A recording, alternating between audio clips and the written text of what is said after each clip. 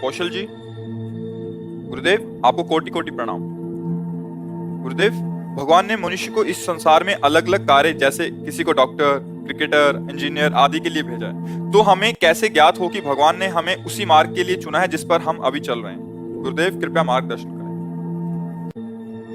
वैसे बच्चा, ये तो कर्म के अनुसार निश्चित है, इसे भगवान ने नहीं भेजा है। पूर्व के हमारे कर्म, हमारा निश्चय पहले ही हो चुका है।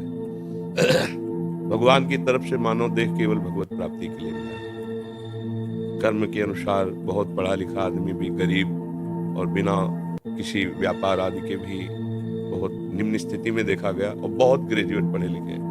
उसने कर्म तो बहुत बढ़िया किया, पढ़ाई एक तरफ, लेकिन पूर्व का उसका कर्म बिगड़ा हुआ है, तो उसको कोई उन्नति का चांस नहीं दे रहा है। और ऐसे भी देखे गए कि कोई ग्रेजुएट नहीं है, न रूप के हैं, न रंग के हैं, न ढंग के हैं, और वीआईपी व्यवस्थाएं हैं, सैकड़ों नौकर चाकर सब, मतलब उसको बेच आवे बाजार में। ऐसे लोग हैं, उनको खाने को नहीं है। वो इतना मंद बुद्धि का होते भी ऐसे ऐश्वर्य का भोग रहा है। इसमें कर्म प्रधानता होती है। मनुष्य को भगवान ने भेजा है केवल भजन करके भगवान की प्राप्ति करना। ये कर्म साइड है, मुख्य है उद्देश्य भगवत तत्व का ज्ञान हो जाना, भगवत प्राप्ति हो जाना। बस इस बात को संसारिक जन नहीं जानते। जैसे बच्चा, तुम बहुत पढ़ लिख करके आखिरी पढ़ाई जिसे कही जाती हो, पढ़ लो, बहुत अच्छे पद पे चले जाओ, बहुत रुपया पैसा कमा लो, खूब भोग लो, पर शरीर तो छूटेगा ना एक दिन। ये पता है ना तुम्हें? शरीर छूटेगा ना।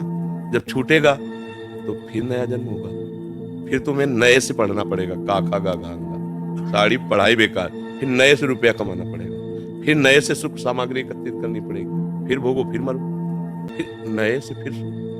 ये एक बार नहीं हुआ, करोड़ों बार हो गया है। अभी पहली बार थोड़ी आप आए हो, करोड़ों बार आज। अब की बार हमको ऐसा पढ़ाई पढ़नी है कि जहां से रुके वहीं से शुरू हो।